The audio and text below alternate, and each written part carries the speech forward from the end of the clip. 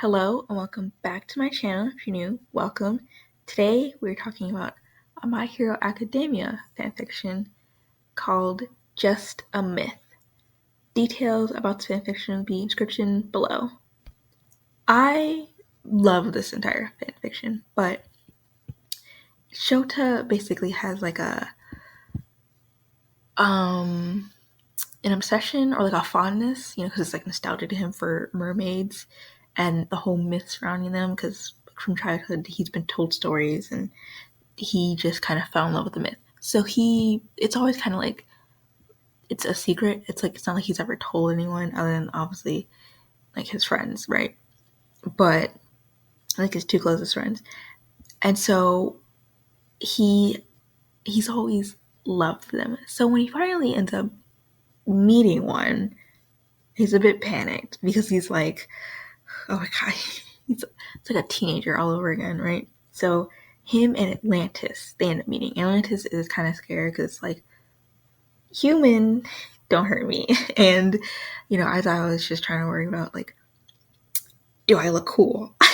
So, and this is like, it's summer, so no need to worry about classes or school or anything. It's summer, it's really fine.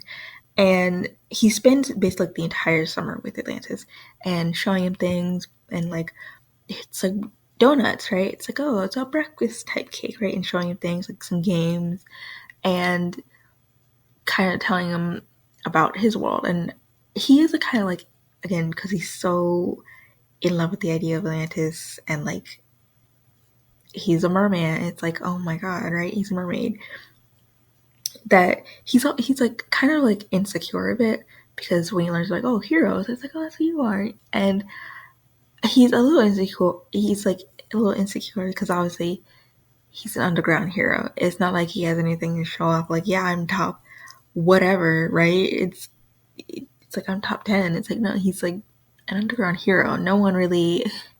So he's kind of like in his mind thinks it's like, oh, and this is gonna think like that's as cool as like what others do compared to him. He's worried for nothing, of course, and he just thinks everything about him is cool. And it's very, he ends up, some nights he even like has a sleeping bag, sleeping on the dock, which terrible for his back. And so he ends up going back and forth between his apartment. And by this point, his friends kind of start catching on. It's not really anything new to like them that Aizawa just like, he immediately is just like, I'm gonna like shut myself in and never see you again until like I have to. So they're not too worried, but it gets to the point where like they usually like, they'll call him up, like Nomori and Isashi, they'll call him up, like text or whatever, and he'll like somewhat answer, but it's completely radio silence. So they get worried, of course. And the first glance at him is when he's like leaving. He's leaving, like he had just got his stuff and he's leaving, and they first glance at him when like they're at his apartment building and they see him, and like the first thing they see is like Shota has a tan, he's got some shells in his hair, he's wearing beach shorts, bright colors too, ugly, but like bright colors, and it's like, what's going on? And they're looking at him. He says nothing as he just backs away and just quickly leaves. So that's like the first encounter with him. And so that cements in their mind, they're like, he's having a midlife crisis. He's either dying of cancer or he has a midlife crisis. It's like, I don't know why we thought, or like, I mean, Nomori thinks like, okay, well, maybe he's got a girlfriend. It's like, I don't know why we jumped immediately to he's having a crisis or he has cancer. And he's not telling us. It's like, I don't know why we jumped to that, but then I guess it kind of makes sense, because if you're an extremely introverted friend who occasionally steps outside their comfort zone every once in a while, and then you don't see them in like a month, and the next time you see them, they're way outside their comfort zone doing whatever, I guess it would be, oh boy, I think they're going through a crisis. But that was like the first time they ran into him. They didn't even get to talk to him, of course, because he booked it. Didn't want to explain to them. anything that was happening. And so he just left. And so the next time that they finally do get to like talk to him though, it's like, you haven't answered your phone, you're like kind of dead to world, like kind of dead dog. And he's like, oh yeah, my phone. He's gonna have his phone on him. It's just somewhere dead on the couch because he's just been with Atlantis going swimming with dolphins. It's like, and looking for things. Like he isn't particularly worried. And at this point, Atlantis, because they're like, it's like, oh, I found this. Because again, human currency, what's that? It's like, I found this. It's gold. It's just a chest full of it. It's like, why do you have this? What the fuck? And so they finally kind of corner him, I guess. By like this point too, it's like school's back in session, so they have to be here. And they think they just hallucinated. Uh, like that he was all wearing bright colors and real happy because he's back to his normal self. And the only way is like that they didn't hallucinate was like he has a tan now. And of course, they're like, what's happening with him? But, and at this point, him and Atlantis are dating. Obviously, their thing. And with his last, the year before, Shota didn't have a class because he expelled all of them. And now, obviously, with Atlantis, he's like, oh, I can't wait to hear about all your, because he loves kids. He's like, I can't wait to hear all about them and everything. And so now he's like, oh no, I kind of have to keep them, or at least some of them anyway. It's like, no, I have to at least keep some of them. It's like, yeah, probably. But he finally, and it's Hisashi taking the lead, of course. He's like asking, he's like, so, how you been? It's like, you're quiet. It's like, I'm always quiet. It's like, so how was your, it's like, where you been though? Like, cause again, they've only seen him that one time and thought he was having like a midlife crisis and then not ever again for the rest of the summer. So he's like, so where you been? It's like, we're all dying to know. And it's because literally everyone in the staff room is like pretending to like mind their business, but they're really like, because everyone heard about it. It's like, what has he been up to? That's out of character. He says nothing. He's never going to say anything. And while that's happening, Atlantis kind of makes an interesting discovery. He doesn't really venture because he doesn't want to get caught, right? So he doesn't really venture far or anything. But he does end up finding coral, like and it's a coral that he ends up making a necklace out of. But it gave him the ability to have legs, and he's like really excited about it because it's like he can be just like Shota, and he'd go with Shota, and they don't have to be separated anywhere, right? Shota doesn't have to keep coming back to lay on this uncomfortable dock. But he keeps a secret for now, so he doesn't tell Shota that he has the coral. It isn't until like the whole USJ incident where it's revealed that Atlantis has he can walk. And so what ends up happening is he can feel it because he gave Shota this pearl, right? Made this like a pearl necklace basically. And through it they have like kind of a connection, they can feel it. And so Atlantis could feel Shota was not doing so great. he was not doing too well. And so he made the decision to follow the feeling of where it was like he was and to go help Shota. And in that time, it started raining heavily, just kind of out of nowhere, which ends up being a theme throughout it. But Atlantis describes it as like, oh, the ocean, it wants to help, or like the ocean is its own kind of separate entity. So much lore behind Atlantis, his people, family, everything. But and it affects the weather, obviously, and that's why it started raining. But he ends up making it to there, and obviously the kids are just kind of shocked because they're expecting the doors fly open, expecting the heroes. Oh, it's this dude. Who is this dude? Who is he? And he's like, who is this guy? And so he ends up finding shit, and he immediately goes over to him, does not care, cries over him. And the kids are wary because, like, why wouldn't they be?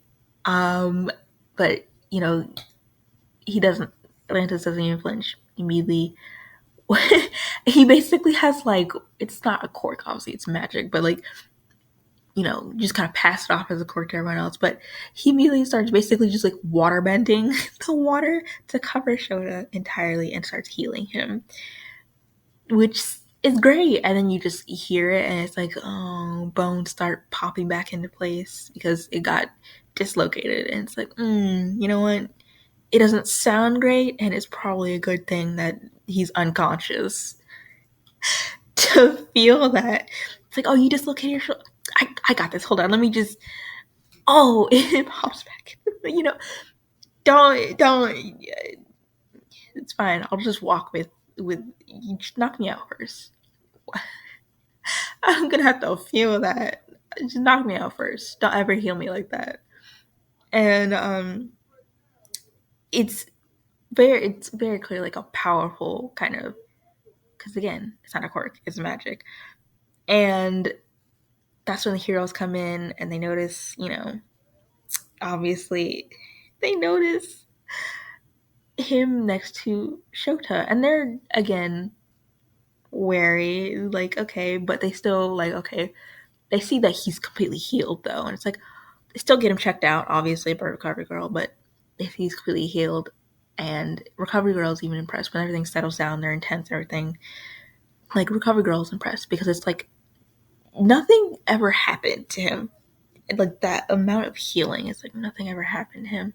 And so, as I was just kind of laying there unconscious, Atlantis is on one side, Hizashi and Nimori are on the other, and they're like, so it's like Atlantis is crying. Not really a good point to like start a conversation. He's just crying, and Hizashi, you can't help but like, because like they don't obviously, like, they don't really know him, and like this is their friend, and they've known for years, or it's just like, so they obviously like they introduce themselves, and Atlantis, which kind of surprises him, he mentions like, oh yeah, he knows of them. He knows of them, and like because Shota has shown him pictures of them, which surprises them because Shota probably wouldn't do that. But it surprises that he really even knows of them and even really knows what they look like. And so uh, there's nothing really for them to do more other than wait because he's still knocked out. And then Recovery Girl comes in. She comes in every once in a while, keep checking on him, but like he's completely fine. Like there's no toll taken on him either. Like where she heals people, but at the cost of like some energy, he's completely fine. Nothing, and Atlantis doesn't even seem tired. And so immediately in her head, she's like, I could make him my successor.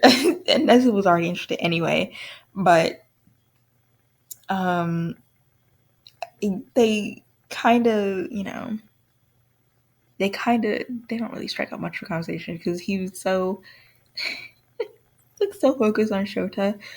But when he finally does wake up, he's like, oh, thank God he finally. He's at first his mind has like caught up to the fact that like Atlantis is there. Like he's like, why are you crying? It's like, oh, it's like you were hurt and everything. And Atlantis also kind of thinks he'd be mad because he has legs now, and so that's when his mind kind of fully catches up to him. He's like, wait a minute, I'm not at the docks. Hold on. What's going on? So when he finally catches up and like he calms Atlantis down and showing he's like he's not mad at him. Like in fact, this is great because hello, all his fantasies are coming true. They can finally live together. Forget the boat idea. They can move in together now. They can live together. And so this also sparks like an impromptu, like he's just out of nowhere. It's like, will you marry me? Where did we go, Shota? Where are we? Hizashi and Nimori are also equally baffled. What are we? You just woke up, and they're like, just immediately it's like, you marry me? What? Atlantis obviously it's like, of course. what does that mean again? Okay. Sure. And so, like, they're like, time out. What are we doing? What's happening right now? Everyone is naturally shocked because, I mean, to Recovery Girl, Atlantis seems like a very emotional person, and to be paired with Shota is like so opposite of him. But then again, she's like, this is easier than because again, she wants him like you possibly a future successor, and it's just easier if it's already like, okay, well, he's engaged to one of the staff already, a trusted staff too, perfect. And then you know Hisashi and Nomori are like, we didn't even know you had someone, and now you're like so in love with them, like proposing. We didn't know anything about this. Although Nomori is like, see, I told you he had someone, because again, Hisashi was like, he's having a midlife crisis. He has cancer. He's dying. It's something. And Nomori's like, or he could just have a girlfriend or something. Like it's, I don't know why we have to jump straight to him dying immediately. But they end up going home, and at this point, they have to, because obviously Nezu is interested and is definitely going to call for a staff meeting, which Atlantis already asked to show up for, because, again, interested. Nothing slips past him. But this is where, the morning where they're supposed to go to the staff meeting is where, okay, I have to get him some clothes. And I love how Aizawa, like, he's self-aware, because he's like, not gonna lie, according to Nomori, like, and like even he knows, he's like, I don't really have like the best fashion sense, because and then he's like, can I just wear what you wear? No. I think we have to actually try with this one. It's not working out. And so they end up going clothes shopping for a bit, because Lord knows they need clothes for him. And so during the staff meeting, obviously they kind of talk about what happened, and then obviously the focus shifts towards Atlantis. It's like, so who's he? Fiance. Don't worry about that part. But in Aizawa, they're talking about like, is it right to bring on someone because, let Atlantis work as Recovery Girl's assistant, as her successor. And they're not really, because, with the whole incident happening, it's like, is it wise to bring on new staff? Because how did this even happen? But, with Shota saying, like, I trust him completely, and being who he is, it's like, all right, well, okay, 100%. So he's kind of already vetted, especially since, hello, marrying, so, of course. And so that immediately kind of brings him on. So starts his journey as Recovery Girl's assistant. And to gauge how, where he is, like with his quirk, because again, not really going to call it magic or anything, she takes him to a hospital. And at this point, she is asking him questions like along the way too, because even before that, they had like a trial run where he was healing some of the kids and asking some questions, and immediately kind of, because he wasn't, it's like, what's a wallet? What's that? Like, it's like, doesn't know what any of that is. And so it's a little, immediately kind of catches on, like, not that he's like otherworldly. That'd like be the last thought anyone would have. But she suspects that maybe something had happened on the way when, like, Atlantis was running, because it was raining, it was slippery, so maybe he fell, hit his head, and then just kind of healed himself without actually thinking about it, but healed wrong. So she's thinking he might have, like, a head injury. And so that's was her point of bringing him to the hospital, to, like, see, like, how capable and how far he could go with his healing abilities, but also get him checked out, because why don't you know what like a band-aid is? I don't, and then on lunch break too during that day, because again, Mori and like Hisashi, they don't know anything about Atlantis, and like a lot of part of Shota's life, so they really want to know. And so like they ask him questions like, oh, do you know about like, oh, what's his favorite food, what's he like, and like at least he answers perfectly, because Shota talks about all the time. And so they ask him like this, it's supposed to be a super hard question. It's like, what's his favorite like obsession, like thing he's obsessed over? And Atlantis at first doesn't know how to answer that because like he doesn't know. But then like Shota's like, you do know. And it's like, oh right, you're talking about the mermaid thing because he told us like, yeah, he's obsessed over that. He still does because he is one. And so they're shocked. It's like he goes like, because it's not like he tells anyone just that. That's something like he's, they just kind of found out on their own. Never told anyone that. But during the hospital, Recovery Girl finally sees how far he can go. And he goes pretty far. To the point where like she kind of ends up forgetting about the scan on their way back. Because Atlantis just ends up healing everyone. Like his senses kind of lead him to critical patients immediately. Heals someone with scoliosis. Not anymore. Heals someone with like really critical and nope, no longer have it, right? And it gets to the point where like when she sees how their power works, like see how his powers work. So first he turns tap water and it'd be fine. But then gets this one room with this woman. It's beyond healing with just tap water. And so, she even asks like, could you? It's like, no, not with tap water. Like not that alone. Like, and that's why it's raining. And that's why like, it was raining. So he opened a window and immediately water flowed and started healing her. And so immediately she's thinking this is really powerful because, at first it's like, okay, so you control water, but then it affects the weather. It's like, what quirk does that?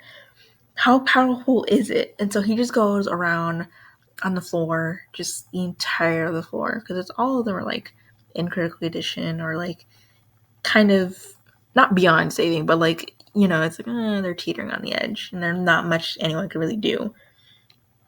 And so he just goes around healing all of them. So at that point, on their way back, she's like entirely forgotten about it. It's like, oh, just like entirely forgotten about their like the scan that she meant to give him. And now within range, I mean, not really, doesn't really have to be in range. Atlantis and Shota can feel each other because they got like they're like tattoos on their arms because they got married in mermaid terms. It's a ceremonial thing of like them getting married. So like to feel the love for one another. Him being there at school is also how he met with Shinso. And surprise, Shinso is a siren. So it's like, that's why his voice is like, it's control people. It's like, oh my god. And this is where we get Shinso's backstory, where he, like Atlantis, was also separated from the pod. And Shinso was separated. Things ended up happening, going wrong. And he ended up getting like the same kind of coral that's Atlantis' turn, from mermaid to human. He ended up getting that stuck like in his chest, and so that's like a whole another thing. And he's just been stuck there on land without his tail, bouncing around different orphanage, and it's not like he has anyone. And he was desperate because it doesn't completely cut off his connection to the ocean. Like it still recognizes him, still loves him just as much. It's just he can't feel it as much. Like it's dulled because he can't feel the connection as deeply anymore without his tail. And it's like a part of him is missing because he's not human. So to not be able to transform back is just like a horrible feeling for him. And so he's thought about it, like he's dug deeply into his, because it's so deep in his chest, he's dug into it too, but he's passed out from like the pain. So every time, so he's not able to get it. He's thought about going maybe to get surgery, for a doctor, but that'd be too risky because obviously once they take it out, he really transforms back, and that's, revealing himself. But him and Atlantis immediately recognize feeling because can recognize each other, so they immediately feel each other, especially since they're cousins. And so they know each other. They're cousins. And so to for them to be reunited is like this the greatest thing for them because they've been alone, both of them, for a while, and Atlantis in the ocean kind of drifting and Shinso kind of going through everything because obviously him being a siren didn't really like he wasn't looked at with scorn, nothing, right? His ability with his voice was very looked up upon, like, right? He was looked up to, and like it was very sacred. And then as a person, like a human, with his voice, he's not so much, he's looked down on. And so obviously Atlantis looks at Shota. It's like, this is like because he learns like he's an orphan. It's like, he's my family, can't we take him in? It's like, because obviously they are cousins, and you know Shota never saying no to Atlantis is already thinking like, yeah, sure, we take him in. I don't, he's not want to deny him anything.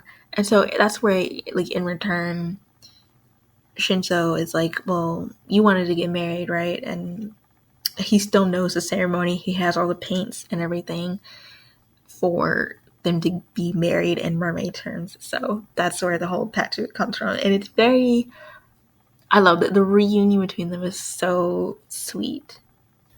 As it gets closer to like the sports festival, right? This is where, Atlantis is still working. He's healing the kids. And this is where Izuku comes in.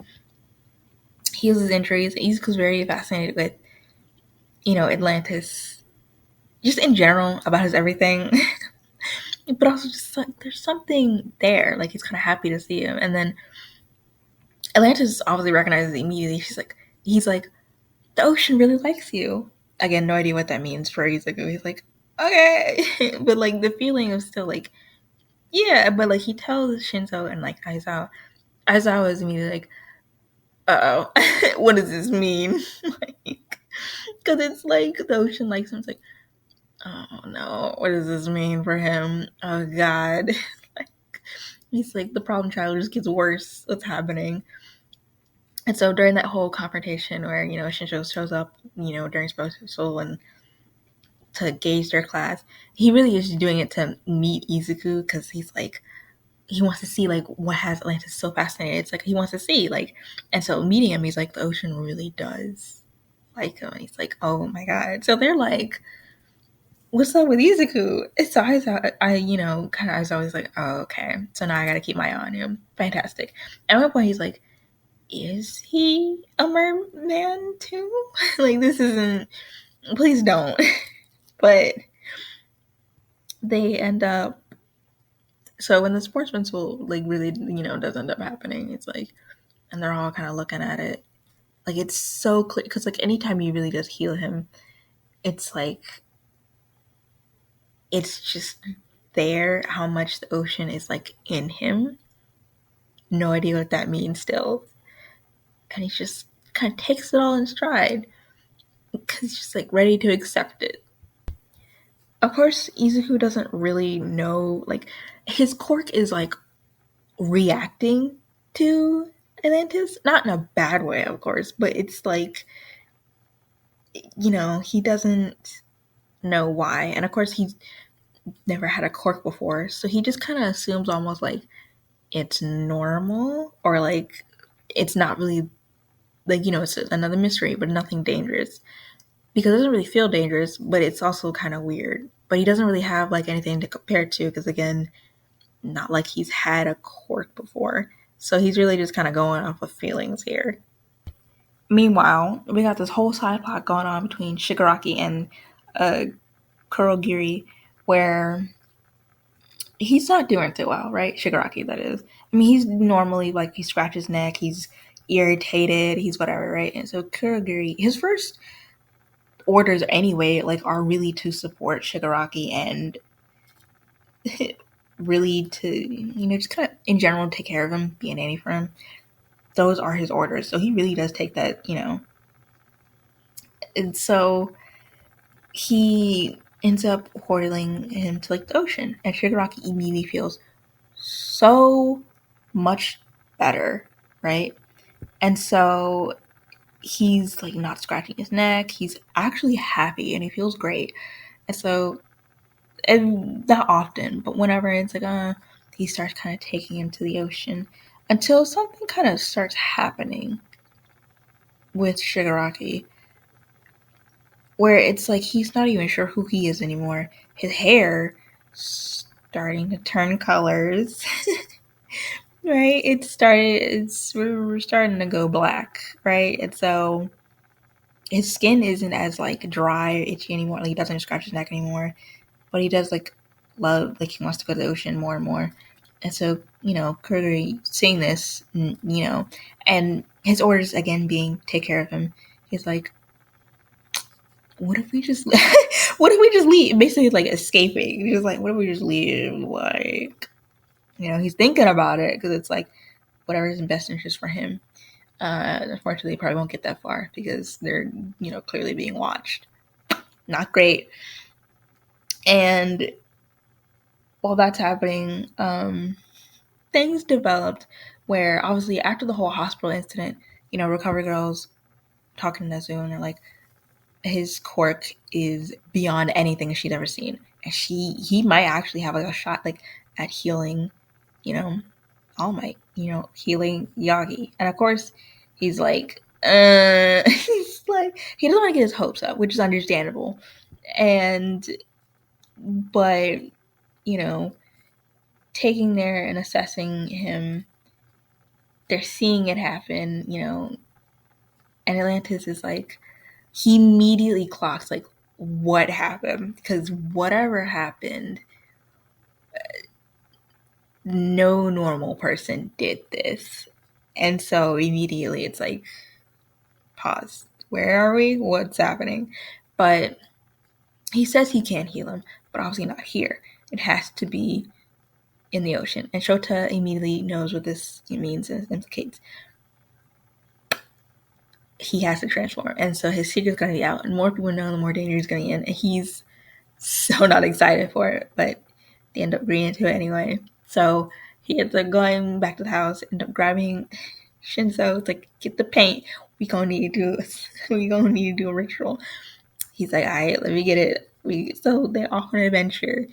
And to go to the ocean, of course they need a ship.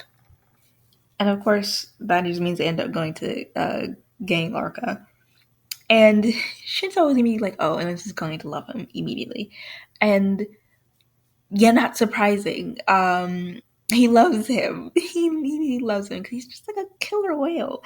And so gang Orca, he can't describe it. He says, he's like, I don't know what it is, but I really want you to rub my stomach. He's like, okay. It's like he immediately loves Shinzo and Atlantis. And that's like a thing. Any aquatic animal, right? Because we saw it with Sue, Frothy. Immediately, she felt kind of like at ease and like at peace with Atlantis. Couldn't describe why. It's because she's a frog, so of course she would. And the only exception really being Izuku, but again, because clearly something is up with him, right? Because it's his quirk, which, hint, hint, clearly isn't really a quirk. But they end up taking the ship out, immediately going to the middle of the ocean, and there it gets stopped because again the ocean is clearly like its own thing, right? So the ocean stops, and so Shinzo and Atlantis, they get to work painting on his body, right, to make the, I guess, runes, you could say, whatever. And they say like, oh, they're waiting. Immediately waiting for who? What are we talking about? Like Nezu and Recovery, no idea what they're talking about. But they look over. Oh my god! It's like the ocean's animals just decided to circle the boat, and ta-da! All in a heart. Sharks, jellyfish, stingray, whatever. There's a whale right there. It doesn't matter. And so Aizawa, like before, he jumps in. So Aizawa immediately looks at him. It's like, you tell anyone. It's like, he's like, I swear to God, don't tell it. He's like, because he's very serious about this entire thing. I say, look over.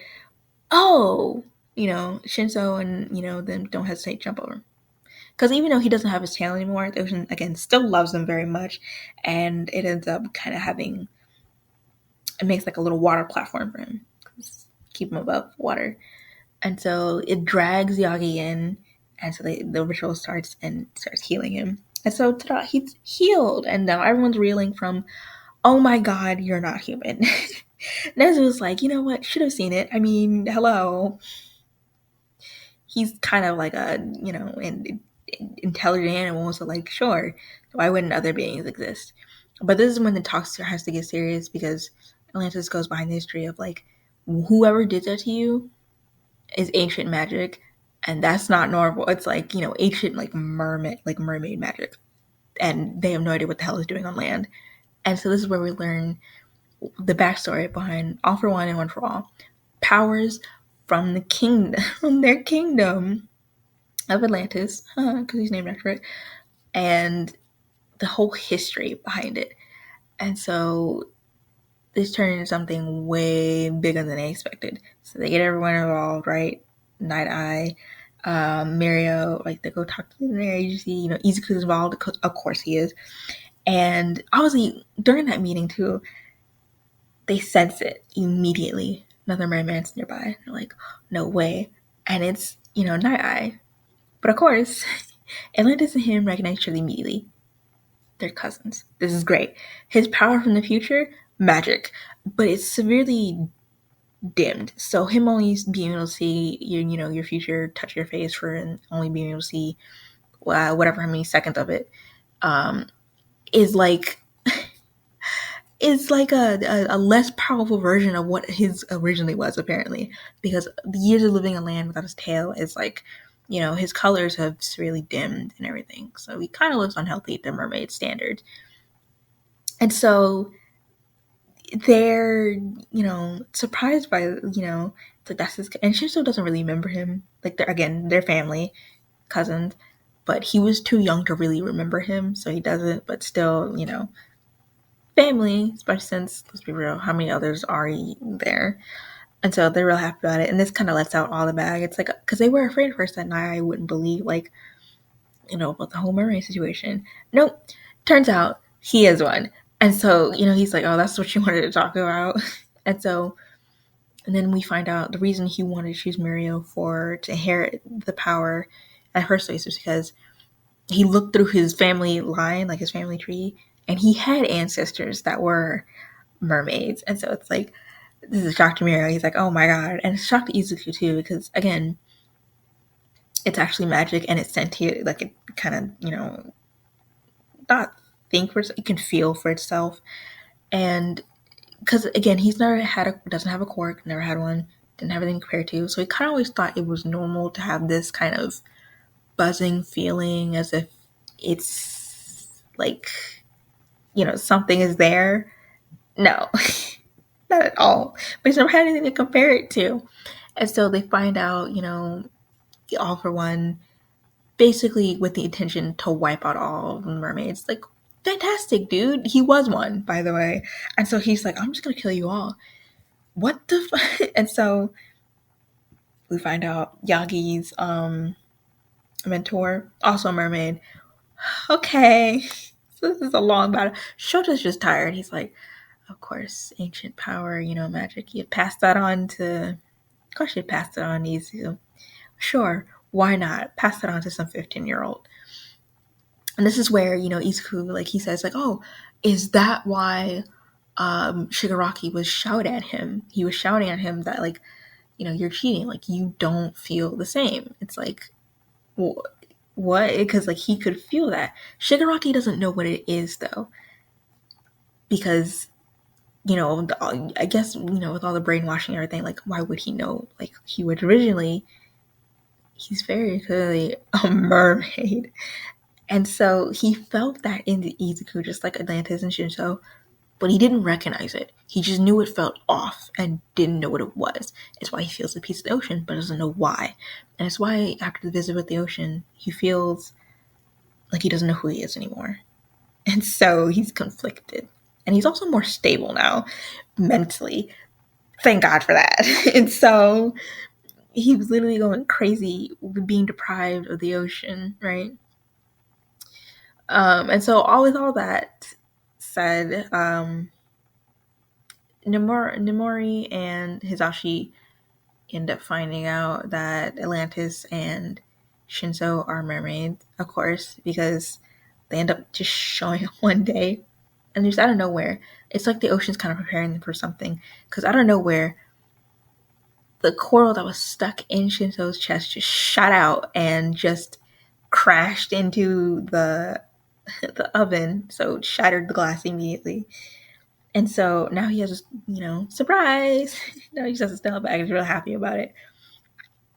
But that's how they end up finding out about everything. And so, of course, they'll keep the secret.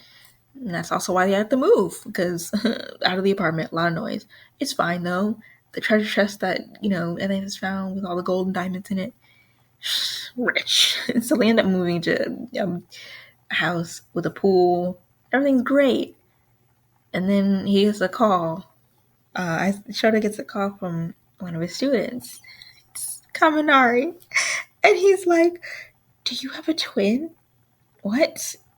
It's like, because he gave that number for emergencies. Like, you cannot be calling me for this shit. It's like, do you have a twin? It's like, no. He's like, I'm watching someone right now. He's like, my neighbors, like, they just moved in. He looks just like you. He's like, but he's smiling. He's all weird. He looks up. He's like, no fucking way. He looks up. He looks over. Kaminari's there. And he just screams as he ducks behind the fence. He's like, oh, great.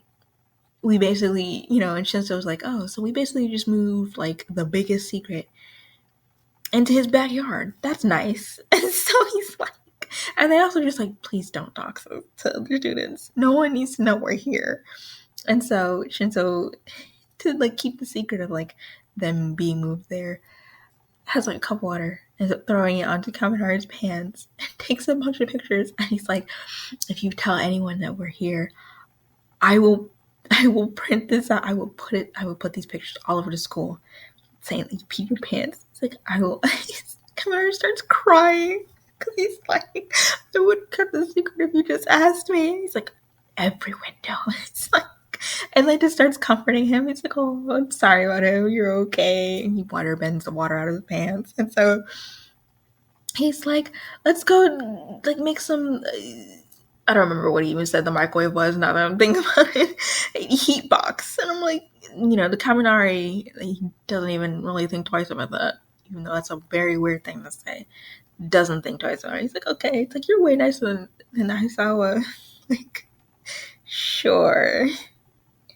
During the last chapter is where we really do see Shigaraki again. Now that he's like, it's like the trips, because he's, I guess, like, for a mermaid, that is detrimental to just be away from the ocean, have like zero contact whatsoever. And so but now that he's like a hell of a lot saner, but he still doesn't know who he is. Like, memories are fragmented, and the same with Kurogiri. It's like memories are fragmented. They both don't really know who they are anymore. But Shigaraki is definitely struggling. He's like, I don't want to kill these people. This is wrong. And he's like having a breakdown over it. He's like, I don't know who I am anymore. And he's like, and he knows because he doesn't know who he is either. And so this is the point where he's like, what if we just run away? And then we go back with the other team where they're looking for Shigaraki. And Atlantis is kind of nervous about, him being a merman. And because he doesn't really recognize the name, but it could, it's obviously not his real name. So, and of course he'll recognize the name, all right. And this is before the incident happened. The Tensei, right? So the whole stain, Tensei's laying in the hospital, and so he's real nervous until, because Tenya has been real distant and everything. So Izuku kind of wonders if Atlantis can heal Tensei, and of course he can. I mean, not that big of a deal for him. Yagi's organs were missing, so this isn't like, oh my god, like, he's fine. He'll be able to heal him. Anyway, that is all I have for you today. Thank you so much for watching, and until next time, bye!